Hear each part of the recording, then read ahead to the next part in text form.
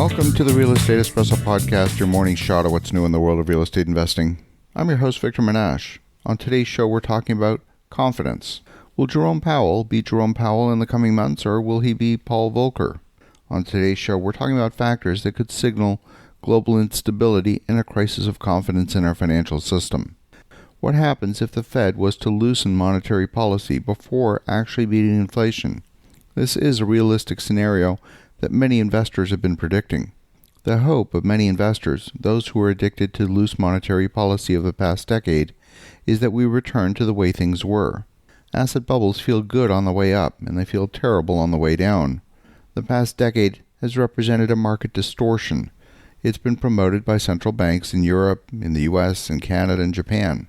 The list goes on and on. If central bankers decide to pivot, lower interest rates, or keep interest rates artificially low, it's likely that investors in the bond market will not accept those lower interest rates. You see, interest rates are based on one principal factor, and that is risk. When the market yields on Turkish sovereign debt are higher than, say, German sovereign debt, it's a reflection of the high risk associated with Turkish government debt than German government debt. When the yield on Netflix bonds are higher than the yield on, say, IBM, it's a reflection that the market perceives higher risk with Netflix than IBM. The bond market ultimately determines the yields in the market. If the Fed was to slow down their interest rate before actually beating inflation, the bond market's likely to respond with a loss of confidence in the Fed. I'm hearing from many economists that the U.S. is close to the endgame of debasement of the currency. Throughout history, when a currency weakens and degenerates into hyperinflation, it eventually fails and it's replaced by a new currency. It happened in the Roman Empire. It happened in the U.S. with the continental dollar. It happened in Weimar Germany. Throughout history, it's happened over and over again. Part of Germany's current responsible attitude towards financial management is directly attributable to the economic pain experienced during the Weimar Republic years and the eventual rise of the Nazi Party, which promised to return Germany to its former glory. The conditions that led to the formation of the Nazi Party in Germany are not unique to Germany, and they literally could happen in any country. This is why it's so important for ordinary citizens to pay close attention to what's happening in the economy and to influence the outcome. You need to be paying attention. Well, the Bank of Japan is one of the worst offenders when it comes to stimulative practices. They're securitizing 43% of the long-term debt on their balance sheet, and they're only purchasing 8% of the short-term debt. That's a dramatic difference. Now, we have a large percentage of these short-term bills being held by foreigners. The Bank of Japan has reduced their balance sheet by 1.5% since April of this year. At the same time, we've seen a spike in demand for these short-term bills in the foreign market. At face value, this doesn't make any sense. These bills have negative yield. Why would foreigners want negative yielding Japanese government debt in increasing numbers? Well, let me unpack what I think is happening, and I believe this is something to watch for a potential unraveling of the global financial system. I believe that the Japanese central bank is trying to maintain their benchmark rate very low at quarter point, which has been their previously stated goal, and I've reported previously on this show. It's happening at the same time that other central banks around the world are raising rates.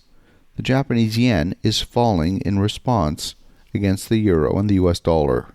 It's the individual Japanese banks that are the actual buyers of these short-term government notes. But they too don't really want them. They're using these short-term bills as collateral to buy higher-yielding foreign debt. The foreigners have no desire to hold long-term Japanese government debt. It's junk in their mind, but they're willing to bet that Japan will not default on their government debt in the next 12 months or the next 90 days or however long is remaining on those short-term bills. They're not investing in Japanese bills. They're holding them as collateral in a debt swap that the Japanese banks have paid for in the swap. So the foreign investors are happy to hold the collateral, which, by the way, might not even be on a one-to-one basis. We don't actually know how much collateral is being held, but we see a huge spike in the demand for these bills internationally. Again, this is not a sign of confidence in Japanese debt. Quite on the contrary. It's a sign that the Japanese banks have to post vastly more collateral in order to hold their foreign, higher-yielding investments. It's a sign the Japanese banks are in trouble. There's a global monetary shortage right now as a result of the quantitative tightening by central banks, and we're also in a second Cold War with China.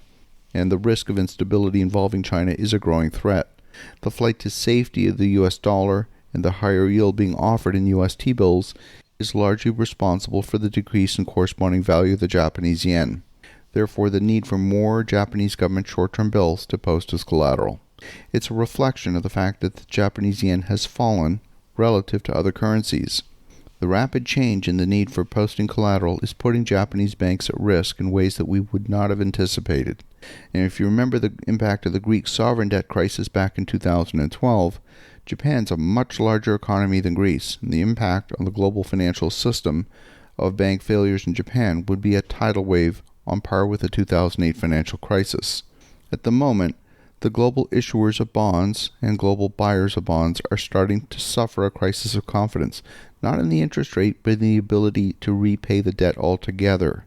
It's that crisis of confidence that is being manifested in increasingly higher yields, but also falling demand for debt of all forms.